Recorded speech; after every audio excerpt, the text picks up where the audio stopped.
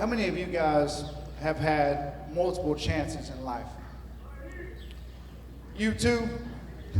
This is my third trip in prison, and I want to make it my last. You see, addiction has played a big part in my failed attempts at life. So 11 years ago, I was addicted to methamphetamine. I lost my wife and my 4 kids through using the methamphetamine. I spent 10 years inside of this incarceration. It took my life from me and it took my family from me. The best thing that could have happened to me was coming to prison and actually getting sober. This is your time to turn it around. And not only for you, for the entire unit, for the entire agency, for your family, for everybody that's dependent on you. So I had a friend on Ferguson, and we grew up down here together.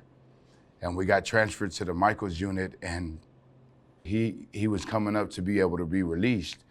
And due to that, he wouldn't stop using K2 and methamphetamine. He got locked up in 12 building, and we got the word that he had committed suicide, that he had took his own life due to the drug effect, that he was seeing things inside of the cell that was not there. And I still got a drawing from him, and for the rest of my life, I will remember that, and I will remember how it affected his life and how his family never gets to hold him again or see him again.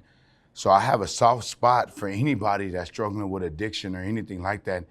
And it's just so important, man, to stop the drug use and to teach people, man, that your life has way more value.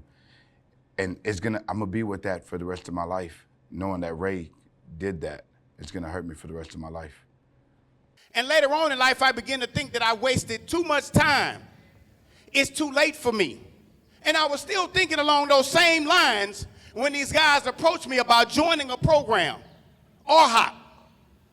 And I would ask the guy, hey man, what is that? He said it's a place where we give you the tools to overcome your addiction and become a better version of yourself. But at the end of the day, no matter how many programs we offer, no matter how many different housing areas that we offer, it's until the individual wants to make a change in his own life that the individual can truly make a change.